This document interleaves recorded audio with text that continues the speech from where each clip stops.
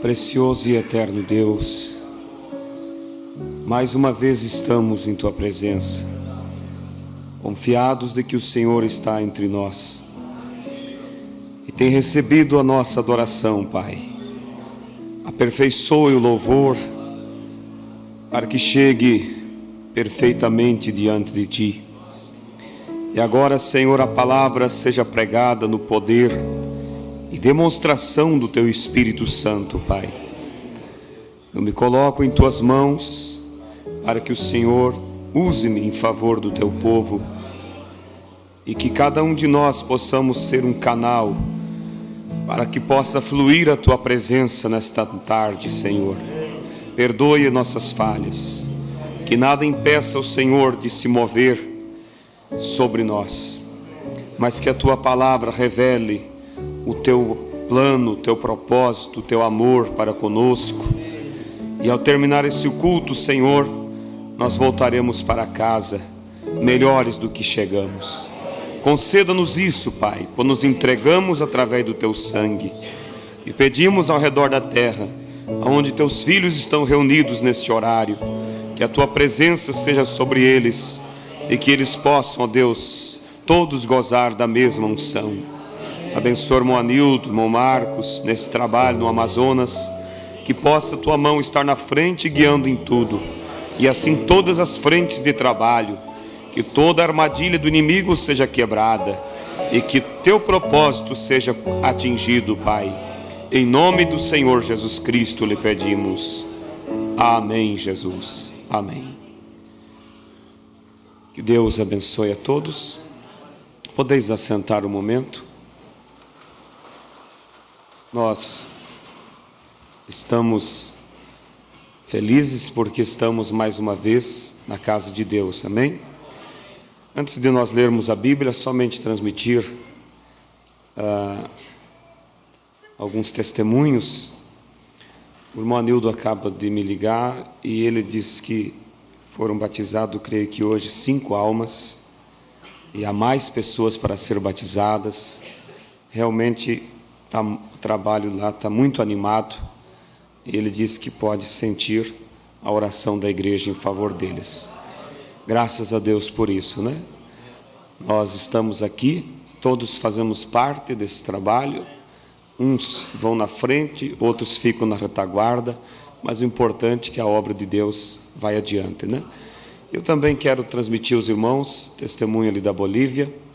Quando eu voltei o ano passado, né, que eu tive lá, início do ano, então eu trouxe aquele relatório para os irmãos viram, eu apresentei aqui, muitas pessoas convertidas, o trabalho fluindo de uma maneira sobrenatural, uma maneira muito importante.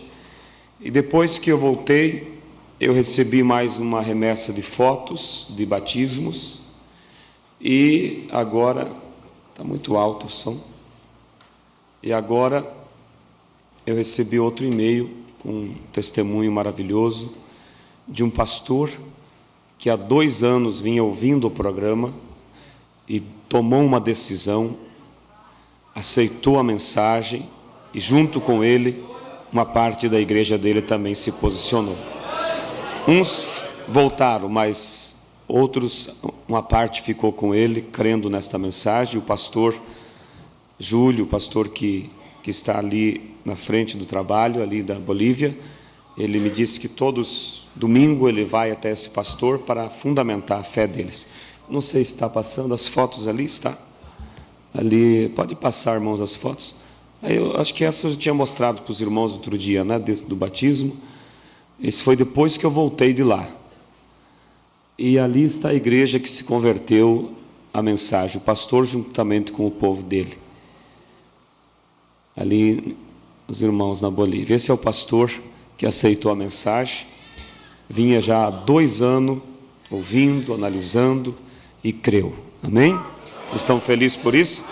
Que Deus os abençoe. Eu queria transmitir mesmo esse testemunho, porque eu sei que vocês fazem parte desse trabalho E o pastor Júlio Molericona, ele pediu a mim que dissesse à igreja para que orasse agora por esse pastor.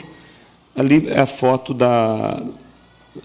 por fora ali da igreja do pastor, né? Mas não dá para definir muito bem. Então ele pediu que a igreja orasse para que Deus possa fundamentar esse pastor agora, e o irmão Júlio, ele está fazendo aquilo que ele pode para ensinar eles.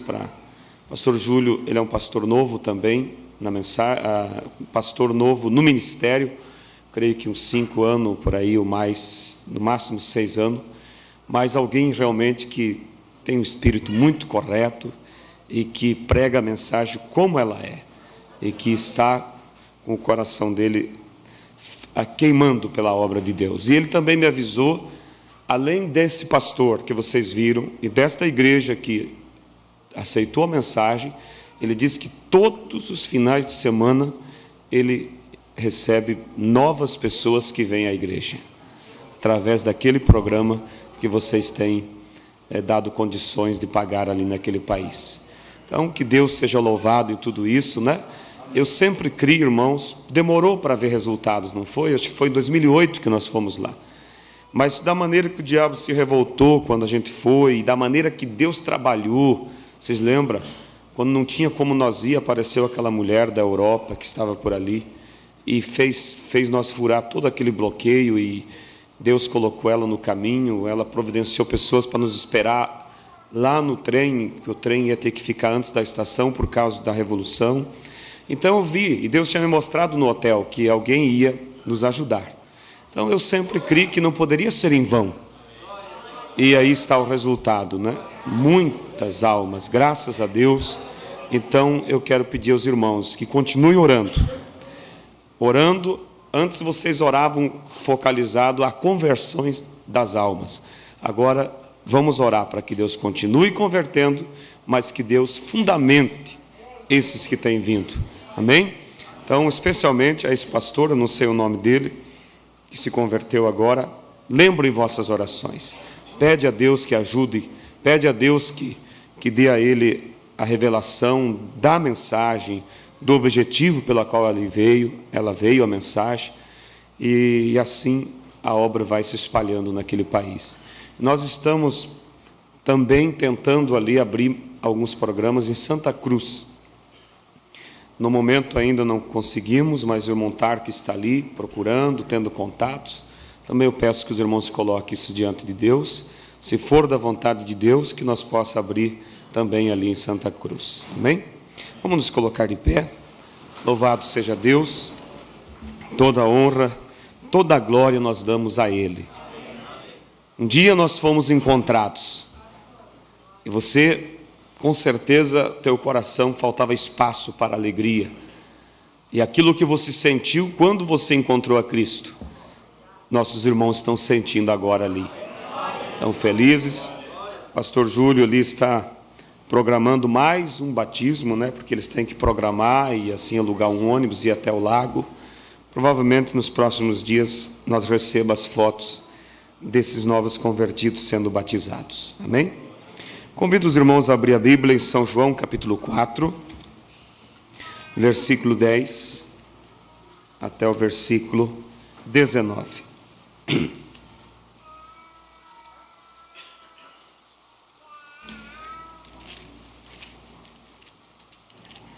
São João 4, versículo 10. Na verdade, nós vamos seguir na mesma linha de que falamos de manhã, algo que Deus tem falado fortemente em meu coração. Eu quero continuar compartilhando com os irmãos sobre esse tema. São João 4, versículo 10.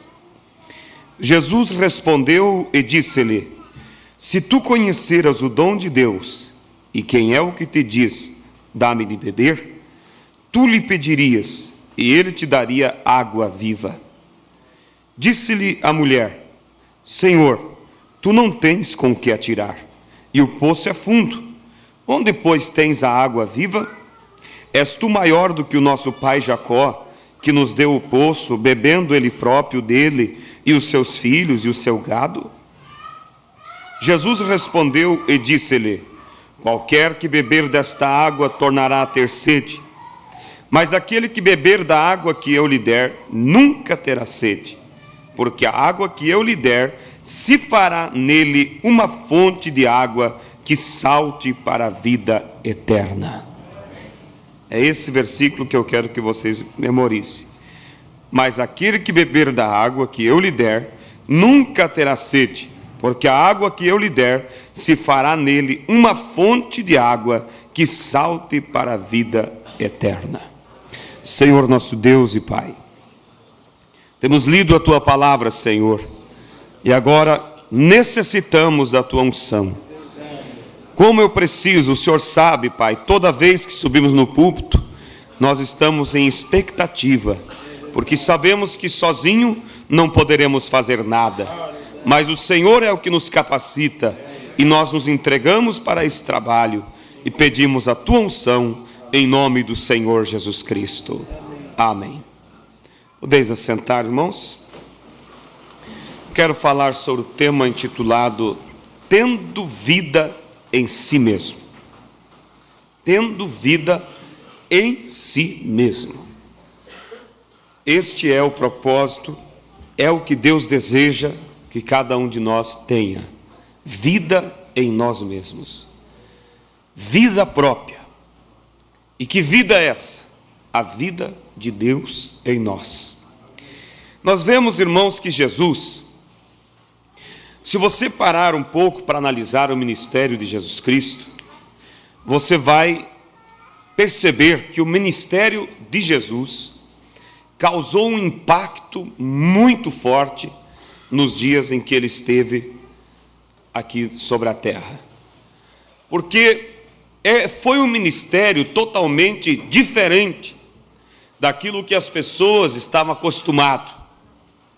Foi um ministério que impactou com as ideias, com os planos, com a maneira do povo, dos religiosos e também dos membros de cada igreja daquele dia. O sistema do homem, ele ensinava nos dias de Jesus, e isso não mudou, você vai ver que é a mesma situação nos dias de hoje. Os sistemas religiosos da época, eles ensinavam ao povo que a vida estava na igreja, que eles dependiam da igreja para viverem, eles dependiam da igreja para ter vida eterna. E vocês vão ver que durante as eras, Satanás trabalhou nesta mesma linha, sempre levando as pessoas a acreditar que a vida dependia de um lugar, de um espaço, de 4 paredes. Mas o profeta Irmão Brana pregou a mensagem intitulada O Lugar Provido por Deus para a Adoração. Deus disse que aonde ele colocasse o nome dele, ali seria o lugar escolhido por ele para a adoração. E o nome dele, o nome de Deus foi colocado aonde? Em Jesus. Quando você vê, irmãos, a Bíblia é tão bonita, de você ver ela pela ótica da revelação.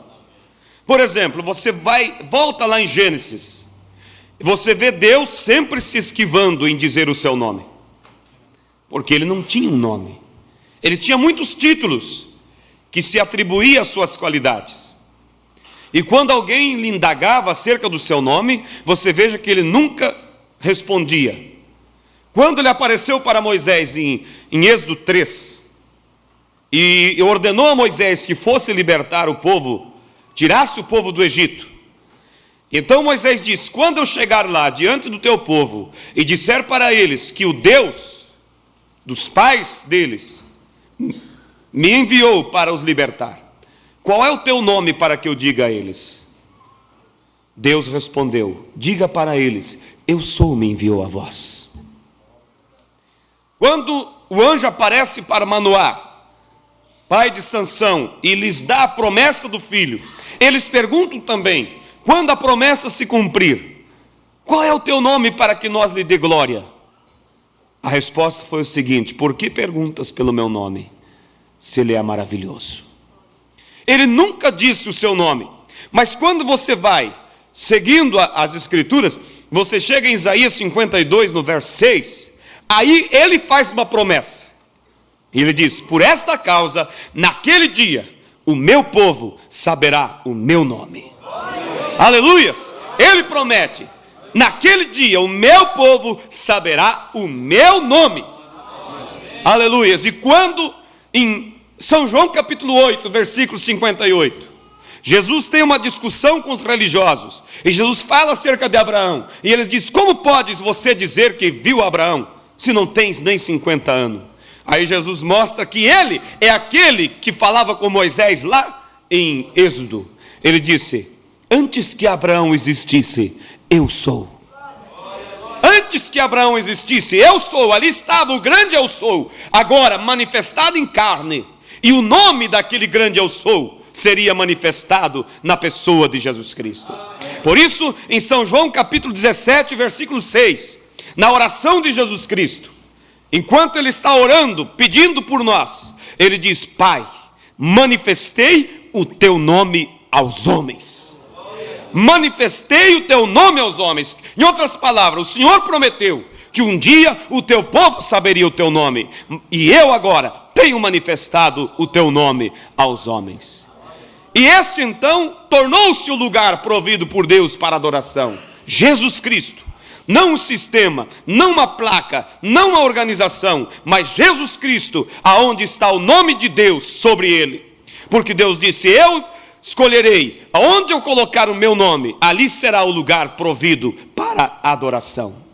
Então veja vocês que o Evangelho de Jesus, voltando ao tema, ele impactou com os sistemas religiosos, porque eles ensinavam que o lugar provido por Deus para a adoração era as suas igrejas, eram os seus sistemas, eram as suas placas, eram as suas tradições. E Jesus veio confrontando com aquilo e mostrando a eles que não precisava de uma igreja, não precisava de uma teologia, não precisava de um sistema de homens para que fosse para adorar a Deus, ou para que fossem salvos, mas que eles precisavam encontrar este lugar provido por Deus para adoração. Eu ouvi um irmão dizendo outro dia para mim, que antes dele aceitar a mensagem, onde ele era católico, e ele disse: eu procurava ser um católico de verdade. Ele disse: eu pensava comigo, que quando o mundo fosse acabar, todos que conseguissem entrar dentro da igreja seriam salvos. E você pode rir, mas na verdade, eles aprendiam isso. Eles tinham a igreja como um lugar sagrado. E veja vocês que até mesmo as pessoas passam na igreja, ou passavam quando eles eram mais cuidadosos com o sistema. Tiravam o chapéu, reverenciavam aquele lugar. Por quê? Porque ali eles tinham como o lugar onde Deus estava. E se você passar por alguma igreja católica, à noite, tudo está escuro. Mas se você olhar pela porta, pela janela, pelo vidro, você vai ver uma pequena luz sobre o altar. E aquela luz está ali para alumiar o pão, que eles dizem ser o corpo de Cristo. Então o homem sempre aprendeu que o lugar provido para a salvação, o lugar onde havia vida, era no sistema. Quando Martim Lutero levantou contra o sistema religioso, e ele protestou, e a igreja católica contra-atacou, fechando a igreja onde Martim era o padre. O povo se revoltou, o povo ficou apavorado. Martim, agora? Estamos perdidos, não podemos mais ir à missa, não temos mais igreja. Porque eles tinham esta visão de que o lugar onde havia vida era na igreja. E veja vocês, irmãos, que isso foi nos dias de Jesus, isso tem sido nos dias de hoje. Mas a mensagem de Jesus veio para arrebentar com aquele tipo de ideia, com aquele tipo de pensamentos. Veja que Deus, quando escolheu João Batista para ser o mensageiro, precursor da primeira vinda de Cristo, Deus teve que tirar João Batista da civilização, porque ele era filho de um sacerdote. E pela linhagem ele seria um próximo sacerdote. E se ele fosse um próximo sacerdote, ele iria aprender as teologias da igreja. Aos 9 anos de idade, Deus o levou ao deserto. O Espírito Santo conduziu João Batista ao deserto, para que fosse moldado pelo Espírito Santo, longe da mentalidade do sistema religioso dos seus dias. E quando ele volta do deserto, ele volta completamente revelado por Deus, sem nada que o prendia ao sistema dos homens. Mas Deus teve que separá-lo para o deserto, para que lá Deus pudesse mostrar para ele que a vida não estava na igreja. E qual é o plano de Deus? Qual é o propósito dele? É que a vida esteja num lugar, e este lugar seja o meu coração, seja o seu coração. Cada um de nós, individualmente, devemos ter vida em nós mesmos. Quando a vida de Deus está em nós mesmos, nós vivemos segundo a natureza de Deus. E aí, irmãos, não há o que temermos. Eu disse hoje pela manhã que quando nós recebemos o Espírito Santo, já estamos no céu, potencialmente. Porque não há mais como voltar. Paulo diz: sois selados com o Espírito Santo até o dia da redenção. É um selo determinado. Por isso é algo que a igreja, que cada moço, cada jovem tem que lutar para chegar a esse ponto essencial.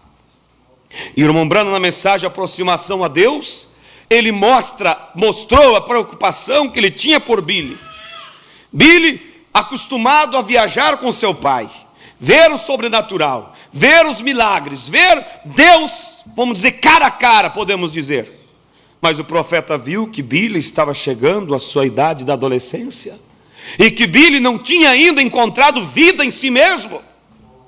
Billy estava vivendo pela vida de outro, pela vida de Deus que estava em seu pai.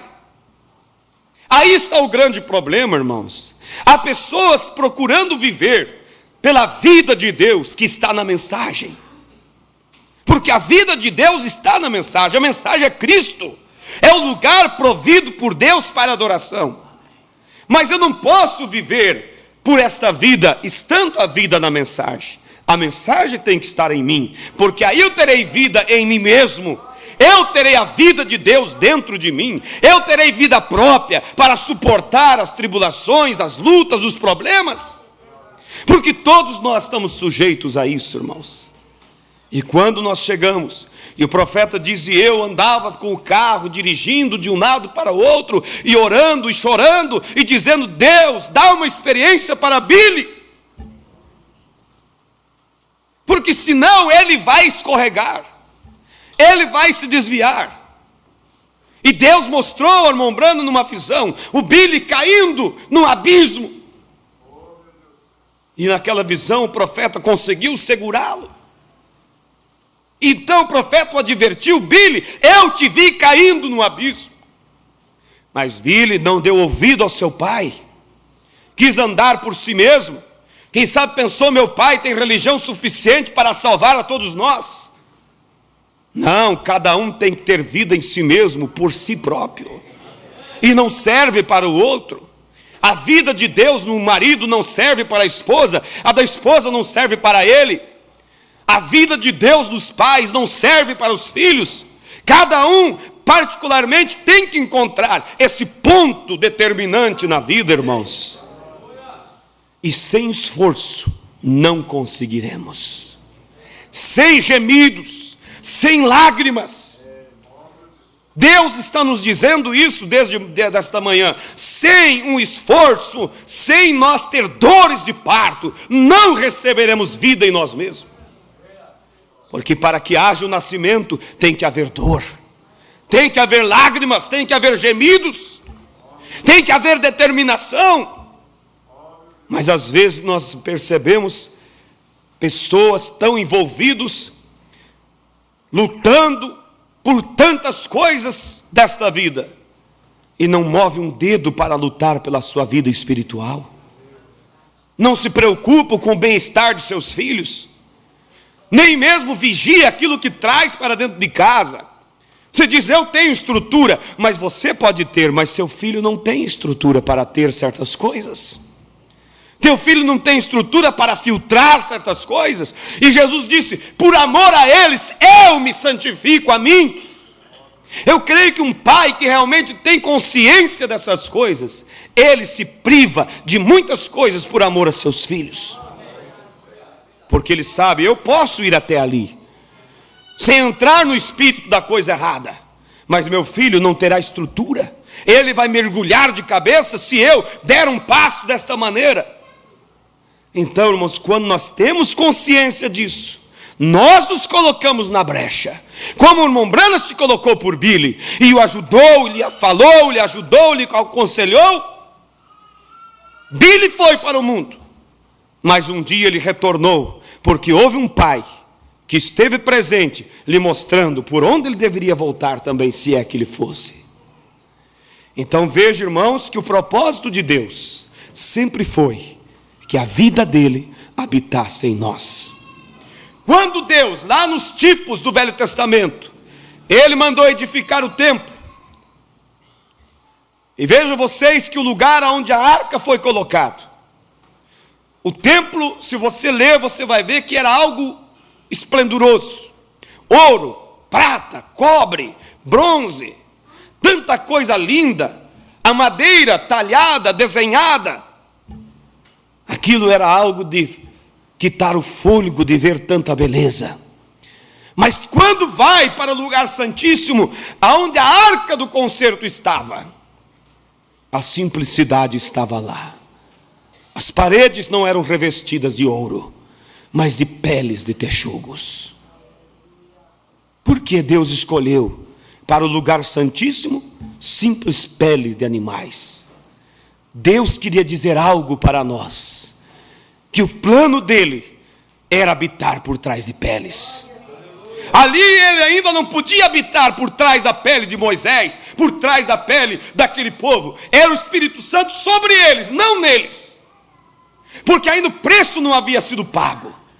Mas ele estava apontando pelos tipos que ele desejava habitar por trás de peles, que ele desejava que a vida estivesse no homem, porque era assim que era no princípio, e ele tinha que voltar as coisas para o princípio outra vez. Aleluias!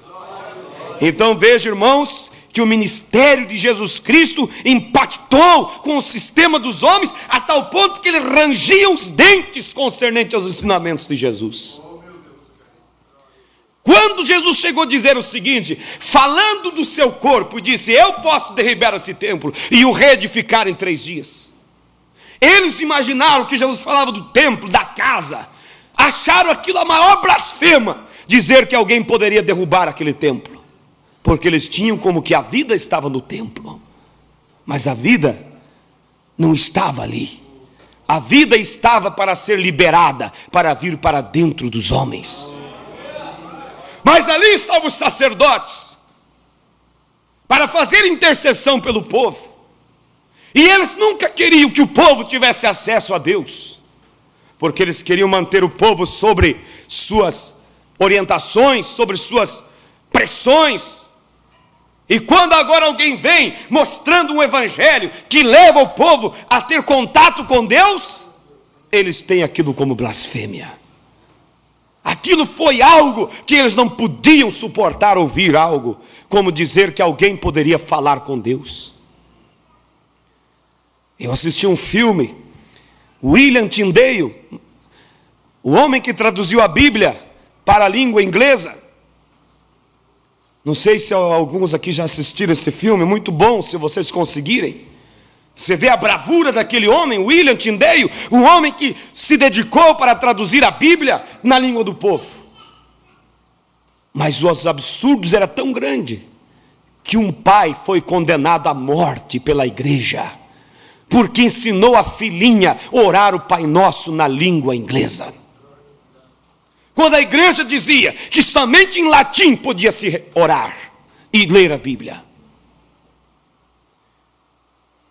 Era desta forma. E esses homens levantados com Deus, por Deus, eles tiveram que romper com essas ideias, Era uma blasfêmia para eles alguém falar o Pai Nosso na língua natal, nativa. Mas Deus deu graça para aquele homem. No final custou-lhe a própria vida, mas não antes dele ter traduzido a Bíblia na língua do povo. Então veja, irmãos, que Deus sempre veio lutando, brigando para impor, para colocar sobre o seu povo esta visão de que a vida tem que estar em si mesmo, a vida tem que estar em nós. E todo o sistema sempre se arrepiou concernente a isso. E vocês vão ver que não é diferente hoje a mensagem que Deus enviou através desse profeta. Ela vem para levar a esse ponto outra vez. Convergir a vida de Deus em nós. E Jesus, então, começou a mostrar o Evangelho. E vejam vocês que aqueles homens, mesmo, olha, irmãos, eu estava meditando ali no escritório, e vendo, mesmo eles, sendo beneficiados pelo poder de Deus, cegos enxergar, paralítico andar, pão multiplicado, milagres e mais milagres. Mesmo assim, eles não se encorajaram em deixar suas igrejas, porque eles tinham medo de se separar da igreja e estar separado de Deus. Você vê quando Jesus cura o cego de nascimento. Quantos lembram dessa história? E então aqueles religiosos dizem: como é que você era cego e agora está vendo? Quem é que te fez isso? Ah, Jesus de Nazaré. Mas como ele fez? Deixa eu ler para vocês aqui sobre essa história tão bonita, a maneira que aquele cego se expressou. Vamos. Diziam-lhe, pois, como se abriu os olhos? Ele respondeu e disse: o homem chamado Jesus fez lodo e untou-me os olhos e disse-me: vai ao tanque de Siloé e lava-te. Então fui e lavei-me e vi. Disseram-lhe, pois, onde está ele? Respondeu: não sei. Levaram, pois, os fariseus o que dantes era cego. E era sábado quando Jesus fez o lodo e lhe abriu os olhos.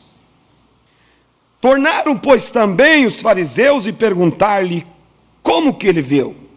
E ele lhes disse: pôs-me lodo nos olhos, lavei-me e vejo. Então alguns dos fariseus diziam: este homem não é de Deus. Quem? Jesus. Eles diziam: não é de Deus. Como que ele cura alguém no sábado? Se a tradição diz que não podemos fazer nada no sábado. Olha como eles estavam apegados à tradição. Este homem não é de Deus, pois não guarda o sábado. Diziam outros: como pode um homem pecador fazer tais sinais? E havia dissensão entre eles. Tornaram, pois, a dizer ao cego: tu, o que dizes daquele que abriu os olhos? E ele respondeu: que é profeta. Os judeus, porém, não creram que ele tivesse sido cego e que agora visse, enquanto não chamaram os pais do que agora via. E perguntaram-lhes, dizendo: é este vosso filho, que vós dizeis ter sido nascido cego? Como, pois, vê agora? Olha a resposta dos pais. Irmãos, pensa um pouquinho aqui. Se você tivesse um filho que nasceu cego, era já um adulto, vivia pedindo esmolas, de repente aparece em casa são, curado. Que alegria, que prazer. Mas esses pais não estavam se sentindo assim, porque eles tinham medo de ser expulso de suas igrejas, porque eles pensavam e criam que a vida estava na igreja. Mesmo vendo tal sinal, você vê a profundidade do sistema, como tinha calado na vida daquelas pessoas. Olha, os judeus, porém, não... E perguntaram-lhe, dizendo: é este o vosso filho que vós dizeis ter nascido cego? Como, pois, agora ele vê? Seus pais lhe responderam e disseram: sabemos que este é nosso filho e que nasceu cego, mas como agora ele vê, não sabemos. Ou quem tem ele aberto os olhos, não sabemos. Tem idade ele, perguntai-lhe a ele mesmo, e ele falará por si mesmo. Quer dizer, nós não queremos nos comprometer. Não queriam se comprometer com a bênção tão grande. Mas por que eles agiam assim? Porque eles tinham medo de ser expulso da igreja. Porque eles criam que a vida estava na igreja. Mas Jesus veio para quebrar isso. Jesus veio para quebrar essas ideias. Jesus veio para mostrar que a vida tinha que vir concentrar-se dentro do homem. Então veja vocês, em São João capítulo 11, versículo 25 e versículo 26. Olha o que diz a Bíblia. Disse-lhe Jesus: eu sou a ressurreição e a vida. Quem crê em mim, ainda que esteja morto, viverá. E todo aquele que vive e crê em mim, nunca morrerá. Crês tu nisto? O que Jesus estava dizendo com isso? Se vocês tiverem a mim, vocês nunca morrerão, porque vocês terão vida em si mesmo. Que coisa maravilhosa, irmãos, esse evangelho pregado por Jesus Cristo. O inimigo mais temido das pessoas, a morte. Mas ele disse: não, se vocês creem em mim e eu estiver em vós, nunca morrerão. Isso era uma blasfêmia para aqueles fariseus. Nós podemos ver também em São João capítulo 1, versículo 1 ao 4. Olha o que diz a palavra de Deus. No princípio era o verbo estava com Deus, e o verbo era Deus. Ele estava no princípio com Deus. Todas as coisas foram feitas por ele, e sem ele nada do que foi feito se fez. Nele estava a vida, e a vida era a luz dos homens. Nele quem? Lá no princípio, a vida estava em Deus. Esta vida se concentrou em carne humana, em um homem chamado Jesus. Ali aonde se manifestou o nome de Deus naquela pessoa. E agora, ele estava trabalhando para algo especial. Pagar o preço, para que nós tivéssemos o direito de ter vida eterna. Lá no Velho Testamento, havia sombras. O cordeiro era morto. O sangue era aspergido, mas aquilo simplesmente os cobria. O pecado permanecia.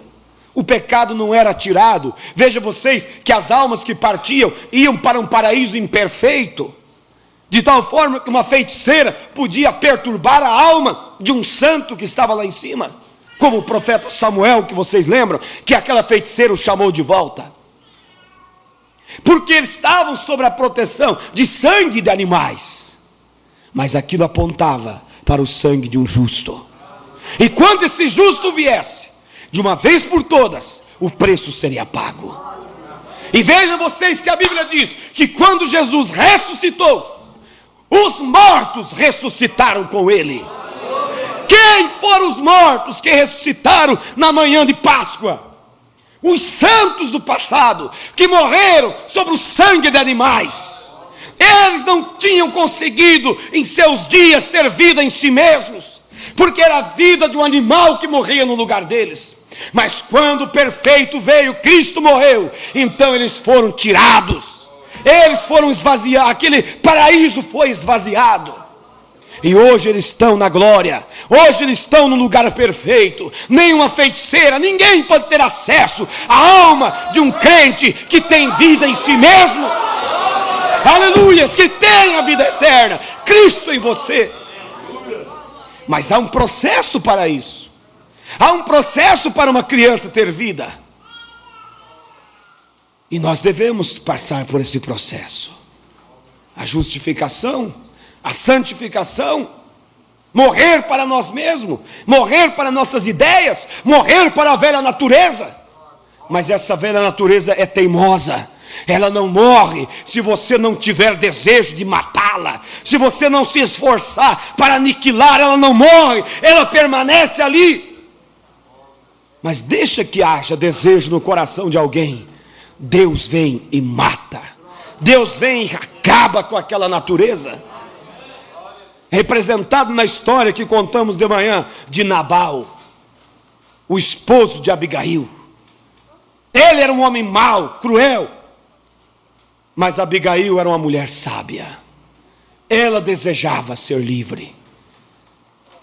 E passado 10 dias do acontecido, de quando ele provocou a Davi, a Bíblia diz: Deus matou Nabal.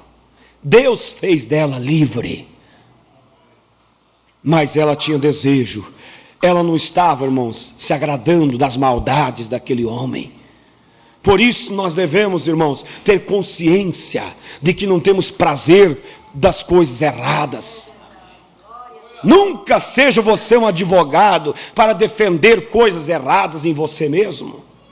Mas assuma, reconheça, diga: Senhor, sinto muito por isso.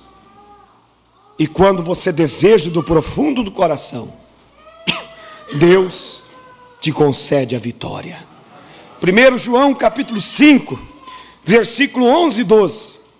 Primeira epístola de São João. Diz assim, versículo 11. E o testemunho é este: que Deus nos deu a vida eterna, e esta vida está em seu Filho. Quem tem o Filho tem a vida. Quem não tem o Filho não tem a vida. Tendo vida em si mesmos, para que haja vida, Cristo tem que estar em nós. Mas para que Cristo habite em nós, temos que nascer de novo. Temos que ser livre do velho Nabal. Temos que ser livre da velha natureza. Porque Deus não é adúltero para ter alguém que está comprometido com outro marido. Deus precisa que sejamos livres completamente, para que Ele possa então tomar as nossas vidas, para habitar em nós, para fazer morada. E aí então nós passamos a ter vida em nós mesmos. Então veja, irmãos, que a única maneira de nós suportarmos as aflições, porque todos temos aflições, todos temos lutas, todos temos dificuldades. E veja vocês que Jesus, quando chegou no poço e conversou com a mulher, a qual eu li a história aqui, Ele disse para ela assim: se tu soubesses quem fala contigo, tu pedirias a mim, e eu te daria uma água, que formaria dentro de você uma fonte que jorra para a vida eterna. Ele estava mostrando para ela o propósito dele, que ele veio para quebrar com as ideias religiosas, as ideias que diziam que a vida estava no sistema. Ele veio para dizer: você mesmo, prostituta, pecadora, você que ninguém dá nada por você, você pode ter vida em si mesma. Você pode ter algo, uma fonte dentro de você que jorra para a vida eterna. Muitas vezes, irmãos, a gente vê pessoas que está indo tudo muito bem, de repente se foi. Cadê? Se escandalizou, desviou-se, foi. Por quê? Porque nunca obteve vida em si mesmo, porque nunca nasceu de novo, porque nunca teve o Espírito Santo. Era simplesmente um daqueles que cria que a vida estava na igreja, e se assentava nos bancos e dizia: eu sou da mensagem, e a mensagem é maravilhosa, porque a mensagem é isso, porque o profeta criou esquilos, porque o irmão Branham parou a tempestade. Sim, isso é muito bom, mas isso tem que estar dentro de mim, isso tem que estar dentro de nós. Esta vida, esta mensagem tem que se tornar carne em nós. Aí sim nós temos vida em nós mesmos. Aí esta fonte que jorra para a vida eterna, ela se forma dentro do homem. Oh, irmão, se pudéssemos captar isso. Quando esta fonte, ela é formada aqui dentro, aconteça o que acontecer, pode cair todo mundo, pode ficar você sozinho, pode acontecer tudo de mal contra você, mas teus olhos não serão tirados de Cristo, porque há uma fonte que jorra para a vida eterna. Aleluias! O teu prazer, a tua alegria em Cristo não depende agora de algo exterior, ela depende de algo que está dentro de você. E isso te faz, irmãos, andar de cabeça erguida. Oh, isso te faz olhar para aquelas vitrines e dizer: não, isso não me pertence. Isso te faz parar diante de uma situação e se comportar como filho de Deus. Mas quando esta vida está somente do lado de fora, facilmente, irmãos, se escandaliza, facilmente se vai, facilmente se afasta. Não há força para resistir o pecado, não há força para resistir o mal. Esta é a mensagem de Jesus. Quem tem o Filho tem a vida. Era isso que ele dizia: eu sou o pão que desceu do céu. Nem só de pão vive o homem, mas de toda a palavra que procede da boca de Deus. Ali estava ele, tentando dizer para aquelas pessoas que eles não precisavam da igreja, eles não precisavam da água benta, eles não precisavam da reza, eles não precisavam de nada, a não ser ter vida em si mesmos. Não é porventura isso que nós vemos em todas as mensagens do irmão Branham? Não é porventura isso que o profeta nos chama e nos convida a ter vida em nós mesmos? A nascer de novo? E aí ele vem e diz: quanto mais você tira do mundo, de dentro de você, mais espaço sobra para Deus. Mas isso, irmãos, vai acontecer se nós desejarmos, se nós lutarmos, se nós realmente olhar e dizer: Senhor, eu tenho estado por tanto tempo na mensagem, mas Senhor, eu tenho visto que na hora da prova, eu tenho rodado muitas vezes, e isso eu sei, Senhor, é falta de vida dentro de mim. Tudo dependo de alguém, tudo dependo de alguém, não tenho dentro de mim, não há virtude dentro de mim. Há pessoas que agem assim, dizem, não conseguem, eles não têm. Por mais que conheça, por mais que a palavra esteja diante deles. Mas, irmãos, quem tem o Filho tem a vida. Ele disse assim: não se turbe o vosso coração, credes em Deus, crede também em mim. Na casa de meu Pai há muitas moradas. E aí ele começa a dizer, ele vai falando, e lá numas alturas ele diz assim: eu não vos deixarei órfãos, eu voltarei para vós. Em outras palavras, meus filhos, vocês não vão me ver mais com os seus olhos naturais, mas vocês vão me ver com a vossa fé, porque eu estarei dentro de vós, estarei em vós todos os dias. E lá vai ele agora para a cruz, e a vida, o sangue, a química, ela jorra, ela respinga nos soldados e não faz efeito nenhum. Mas para aqueles que captaram a mensagem dele, eles olham e vão para o cenáculo, esperando agora aquela vida. Essas pessoas vão lá para Israel trazer água para vender para o povo, água do Rio Jordão. Pensa vocês, se elas fossem parte dos discípulos de Jesus, teriam carregado um monte de sangue lá para o cenáculo, porque eles querem algo palpável. Eles não entendem que a vida é algo que não se apalpa, a vida é algo que se sente dentro. Nem Pedro, nem João, ninguém foi colher o sangue de Cristo, porque eles sabiam que eles precisavam da vida que estava naquele sangue, e eles foram para o cenáculo, porque havia uma promessa: eu voltarei para vós, e vocês terão vida em si mesmos. E quando aquela vida desce sobre eles, quem que para agora Pedro? Quem que para João? Quem que para aqueles apóstolos? Ninguém. Nem a morte, nem a perseguição, nada. É isso que nós precisamos, é subir o cenáculo, é receber a vida em nós. Aí as coisas mudam. Aí a nossa visão muda. Aí não precisa uma lei exterior pressionando. Aí não precisa ameaças dos pais para os filhos. Por si mesmo aquilo vai fluir. Há uma lei que diz que cada espécie, cada semente produza segundo sua espécie. Aí a irmã vai se sentir mal quando ela olha e diz: bem, esta roupa não está decente para mim. Há uma vida ali dentro. Você não enxerga, mas você sente. Aquele menino estava segurando a pipa.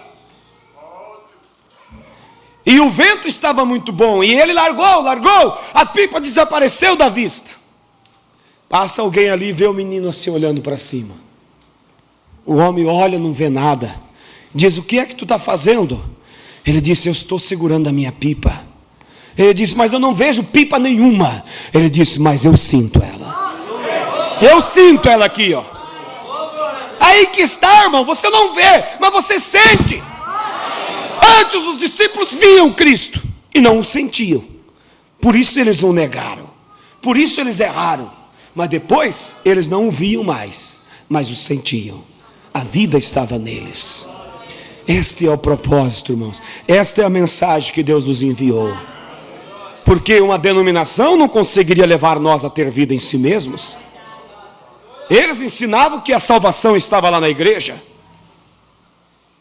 Mas nós aprendemos agora que Cristo tem se manifestado. O maior mistério: Cristo em vós, esperança de glória. Deus se convertendo para dentro do homem. Deus se imergindo para dentro do homem, que abre o seu coração. Que coisa linda, irmãos. Você vê o plano de Deus. Você vê que Deus se fez nada para que nós fôssemos tudo. Se fez pecado para que nós fôssemos santos. Irmãos, o juízo será tão terrível. Não porque as pessoas mataram, mentiram, roubaram. Não porque as pessoas transgrediram os mandamentos, os ensinamentos da mensagem. Mas porque rejeitaram um preço tão alto. Porque pisaram neste amor tão grande. Deus viu que para nos agradar, Ele teria que se fazer homem. E sabe de uma coisa agora, irmãos? Para agradarmos a Deus, nós temos que nos tornar Deus. Foi isso que Ele quis. Para que nos agradasse. Para nos agradar, Ele se fez homem. E hoje, para nós agradar a Deus, nós nos tornamos Deus. A Bíblia diz: vós sois deuses. Aquele ao qual o Espírito de Deus vem. Somos filhos de Deus, aonde a vida dele está dentro de nós. Só esses subirão no arrebatamento, irmãos. Não vamos nos enganar que por estar na mensagem subiremos, ou porque conhecemos a mensagem, ou porque nossos pais são da mensagem. Nós temos que ter vida em nós mesmos. Fora disso, somos iguais os religiosos dos dias de Jesus Cristo. Vamos nos colocar de pé. Tua palavra, Senhor, foi pregada. O Senhor falou diretamente ao coração de cada um, que eles precisam ter vida em si mesmos. Não há mais tempo para brincar, Pai. Quem sabe muitos viajaram por longos caminhos, vivendo entre altos e baixos, mas não temos mais tempo agora para viajar assim. Senhor, sabemos que a hora já está apertada, e eu peço que o Senhor abençoe cada irmão, cada irmã, que o Senhor amplie a sua palavra no coração de cada um, Pai, e que essa voz não cesse de clamar no coração de cada um, santidade ao Senhor. Que eles não se sosseguem, não descansem, enquanto não chegarem a conter vida em si mesmos, Pai. Eu peço a Ti, e coloco diante de Ti esta mensagem, e cada irmão, cada irmã, cada um de nós, Pai, para que isso seja manifestado em nossas vidas. Em nome do Senhor Jesus Cristo nós lhe pedimos. Amém, Jesus. Amém. Que Deus vos abençoe. Pode se assentar. Senhor Deus, abençoa essa peça de roupa, Pai. que a unção do Senhor vá sobre ela, para libertar aquele que for usar. Em nome do Senhor Jesus, nós ungimos pelo teu poder, para vitória e libertação, em nome do Senhor Jesus Cristo. Amém.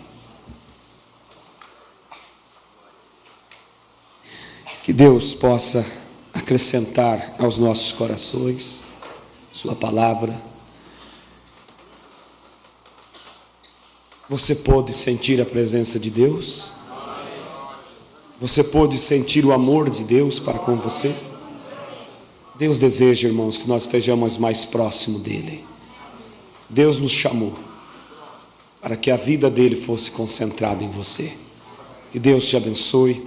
Domingo é a ceia, né? Hoje que dia é? Domingo, então, culto de ceia. O pastor Febroni já vai estar de volta. E vamos tirar essa semana, nos consagrar para a ceia. Buscar colocar em prática o que temos ouvido, amém? Que Deus abençoe. Irmão Vicentinho avisa todos os jovens que sábado às 19h30 haverá reunião de jovens, todos trazer Bíblia, ele pediu. Então que você venha e avise aqueles que não estavam hoje, procure convidar aqueles que você sabe que não iriam vir, então você procure trazer. Deus abençoe, pode saudar um ao outro, estamos despedidos em nome de Jesus. Se alguém veio desejando oração, pode vir à frente. Que Deus seja com cada um, que a graça de Deus seja sobre todos.